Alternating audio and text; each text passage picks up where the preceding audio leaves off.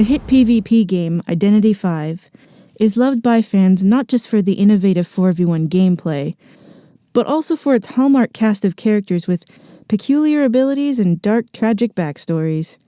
As new content is released, we're slowly getting to know these characters, and bit by bit we're piecing together the mysterious circumstances that brought them all to the manor.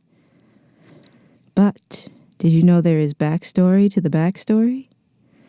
Using clues available in-game and on Identity V's official website, we'll begin searching for the lives and times of the real historical figures and fictional works these cute, creepy characters were inspired by.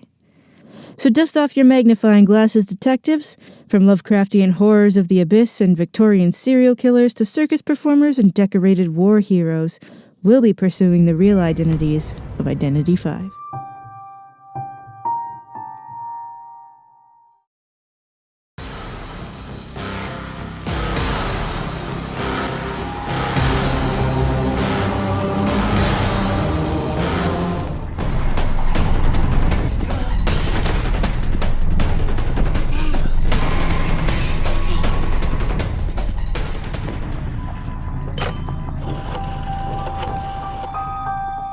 For today's case, we'll be investigating the incredible arachnid terror that is Soul Weaver.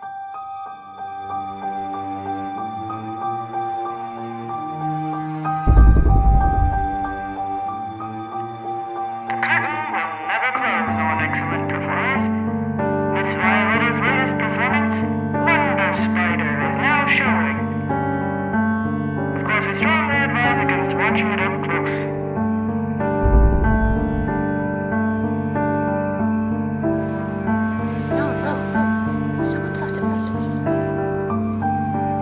People will pay a hefty price for tickets, even if all they get to see is him crawling awkwardly on the ground with his meatball-like limbs.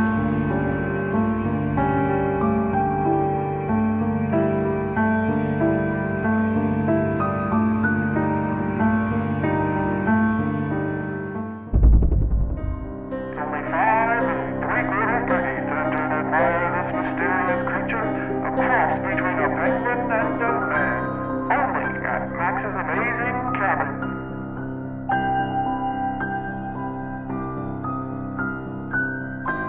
But money can make you happy. Can't it? Shit you do apart from jumping around and mending rags. How dull.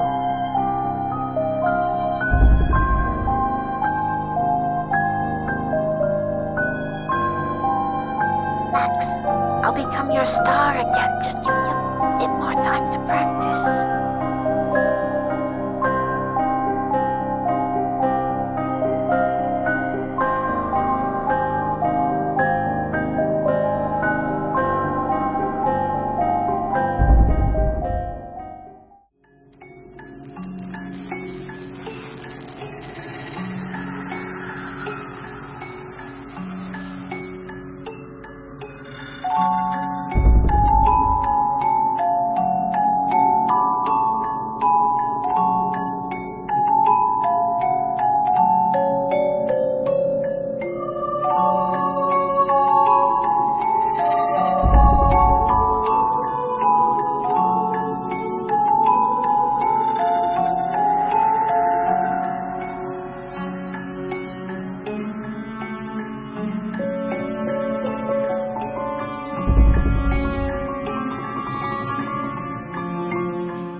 This is our prime suspect.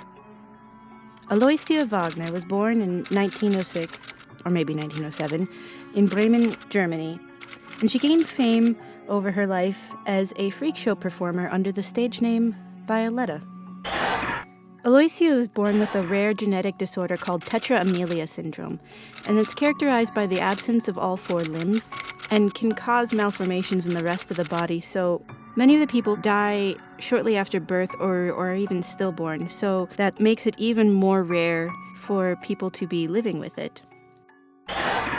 So here's what we know about some specific dates. She grew up where she was in Germany, and then in 1924, at the age of about 18, she moved with her brother Karl Grobecker, who was also her manager, to the US to work for Dreamland, Coney Island. In 1925, we know that she was over in Los Angeles at the World Museum. Think of a museum like Ripley's Believe It or Not. That'd be a little bit closer than what we think of museums today. And then in 1927, she was interviewed by famous writer Jean Cocteau in Luna Park, Paris, and he described her as a, quote, stubborn German woman. She worked in various sideshows and freak shows for different circuses, like the Mighty Hog Circus and the Ringling Brothers and Barnum and Bailey Circus after that and in the following years. So we know that she went back to the U.S. We know that she was married at least once from one of the interviews with her. Finally, the very last mention of her is in 1940, and after that, there's nothing. For her performances, sometimes she would thread a needle and sew, stitch something up. And she could hop around on her torso. That's how she got herself around. We know that she would sing sometimes. And we also know that was able to manipulate objects enough so that she could dress herself and comb her own hair. Let's compare the facts to see if we have a match. So we know, same number of limbs, and may I stress the extreme rarity of tetra-amelia syndrome. Same career, sewing ability, and hopping around. Oh, both of them are named Violetta. There's just a teeny, inconsequential difference. Well, as cool as Aloysia Violetta does sound, she doesn't seem to have gotten herself suited up into a hate-fueled steampunk cyborg spider, or taken up the habit of using said arachnid appendages to stalk through mazes hunting folks like our beloved Weaver Violetta. But inspiration can come from more than one place, so let's go visit the circus and see if there aren't some more answers there. First, we're going to take a look at another famous performer who had tetra-amelia syndrome. There's really no record of what his real name was, so he is known to history as his stage name of Prince Randian. And nodes 2 and 4 on Violetta's deduction web may be a reference to him. And we know that Prince Randian's act, it would usually involve him wriggling around on the ground to move. He would do things like roll and light a cigarette, as could be seen in the scene from a famous movie called Freaks.